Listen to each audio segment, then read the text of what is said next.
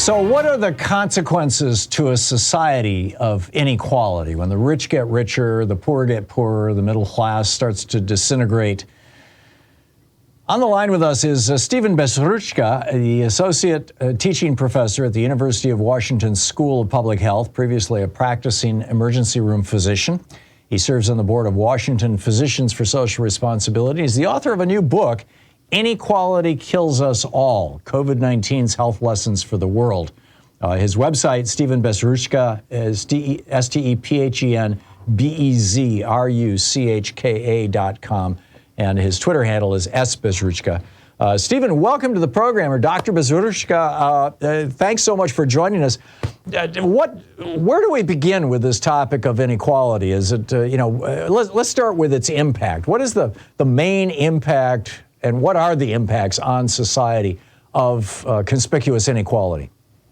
So many people have pointed out, and yourself included, our rising inequality and perhaps even calling it pandemic profiteering. What's missing from that analysis is that our health status, we die younger because of that inequality than some 50 other countries. I coined the term Health Olympics, 25 years ago. If health were an Olympic event and the race was how long you lived, life expectancy, lifespan, today we wouldn't even be there for the final day's heat. We would have been disqualified in the trials. So all the other rich countries, people living in all the other rich countries have longer lives. Those lives, I would argue, are healthier, and some not so rich countries, Thailand, Chile, Costa Rica, they have longer lives than we do. Now, you will find in the media that our reports from the National Center for Vital Statistics released late last year showed a decline in life expectancy for the last several years, and the Washington Post said the numbers were back to what they were in 1996. Mm-hmm. So this should be concerning to Americans. I think given the choice, we'd rather live a longer life than a shorter one. And so to begin with, most Americans don't realize that their health has been compromised because they live in the United States.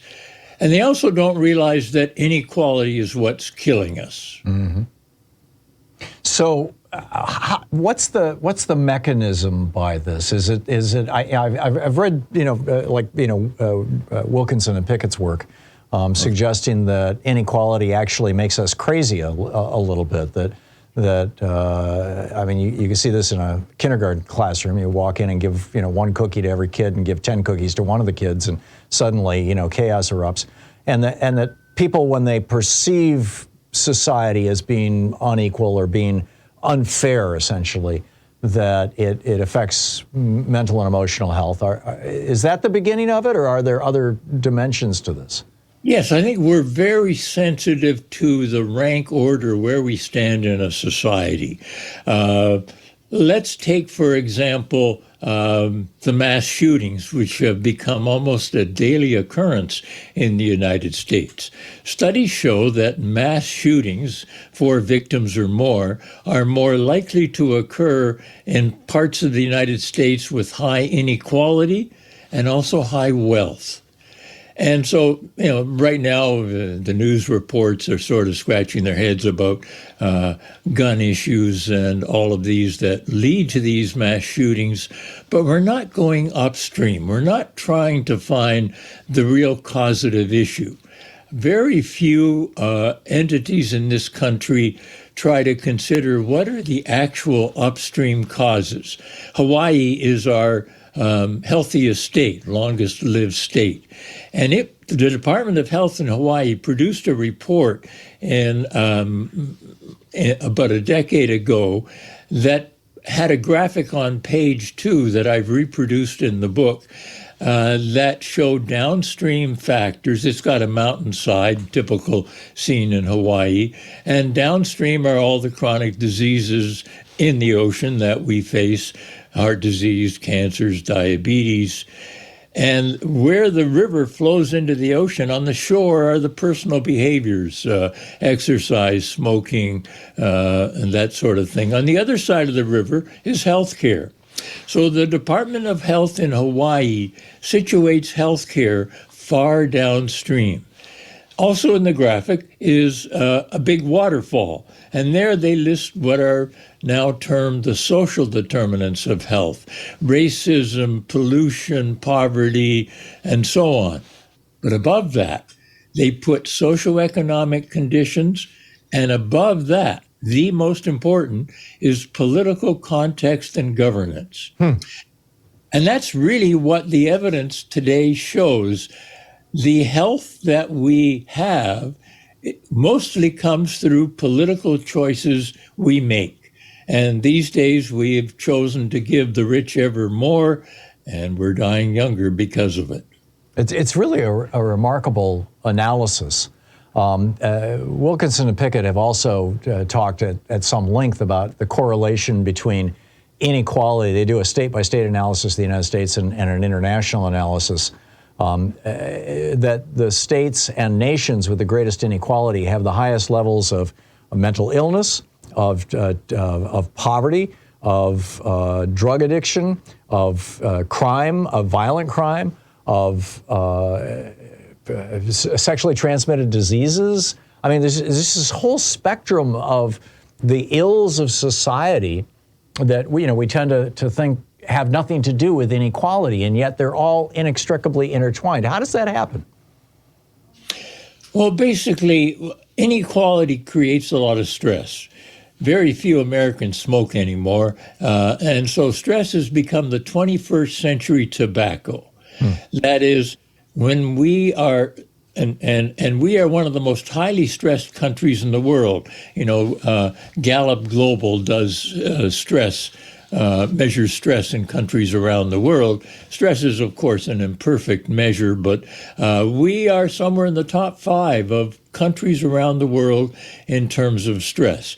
This, despite all of our smart devices and the ability to prepare food in 30 or 40 seconds in a microwave, and the lavish lifestyles that some live. This is really stressing us out. And how do we respond to that stress? Well, it creates a lot of conditions in our body. Inflammation goes up.